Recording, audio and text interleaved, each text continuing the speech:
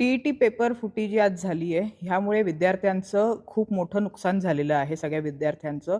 विद्यार्थ्यांचं त्याबरोबर त्यांच्या पालकांचं. कारण काय जे पालक लोन काढून, जमिनी सगळ्या त्या विकून, मुलींची लग्न त्यामुळे उशिरा होत आहेत अशा सगळ्या गोष्टींनी. मुलं जी आहेत त्यांना चांगल्या प्रकारची नोकरी लागत नाहीये त्यामुळे ते कुठेतरी व्यसनाधीन होत आहेत किंवा अजून काय वेगवेगळे जे सामाजिक जे विषय होत आहेत, हे सगळे अशा गोष्टींनाच लिंक्ड आहेत. आणि मला असं वाटतं जेव्हा केंद्रात भाजपची सरकार आहे, महाराष्ट्र राज्यात महायुतीची आणि भाजपचा मुख्यमंत्री आहेत व ते गृहमंत्री देखील आहेत, जिकडे पेपरफुटी झाली आहे ते शिंदे गटाचं जे आहे शिवसेना, त्यांचं एकनाथ शिंदे यांचे भिवंडीमध्ये ठाण्यामध्ये जिकडे म्हणजे हे पेपर लीक जिकडे आरोपी पकडलेले आहेत, जे आम्हाला तुमच्याच माध्यमातून कळत आहेत. आणि त्याच्यावर आपण जर एक संदर्भ बघायला गेलात तर जेव्हा नीटची पेपरफुटी झाली तेव्हा देखील हे जे कोण टीचर्स किंवा जे कोण प्रोफेसर्स होते हे देखील महाराष्ट्रातलेच होते. तर ही तीच माणसं आहेत का? आणि जिकडे आम्ही धर्मेंद्र प्रधानांचा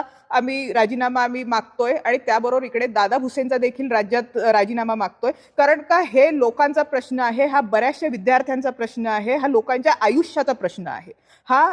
ही खूप गंभीर बाब आहे जी सरकार ह्याच्यावर कुठल्या प्रकारचं गांभीर्य घेत नाहीये. आणि मला असं वाटतं की ह्याच्यावर गांभीर्यतेने आपण लक्ष घालावं. आपल्या माध्यमांनी ह्याच्यावर लोकांचा मुद्दा आहे म्हणून ह्याच्यावर ज्वलंतपणे काहीतरी ह्याच्यावर म्हणजे ॲक्शन घ्यावी.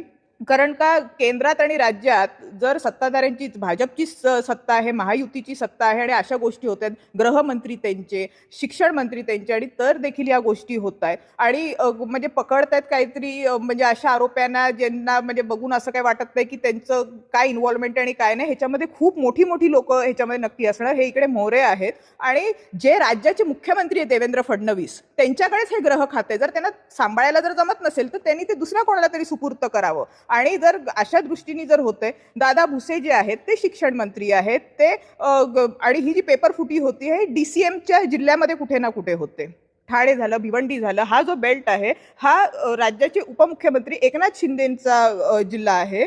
पालकमंत्री देखील तिकडे त्यांचेच आहेत. आणि अशा जर गोष्टी जर होत असतील तर हे अक्षरशः निंदनीय आहे, चुकीचं आहे. आणि मला असं वाटतं की लोकशाहीचा चौथा स्तंभ म्हणून आपण जे पत्रकार आहात, आपण जे न्यूज चॅनल आहात, त्यांनी ह्या गोष्टी धरून, कारण काही लोकांचे मुद्दे आहेत आणि लोकशाहीमध्ये पत्रकारिता ही खूप मोठा स्तंभ आहे आणि त्यांनी मला असं वाटतं तुम्ही ह्याच्यावर काहीतरी ॲक्शन घेणं गरजेची आहे.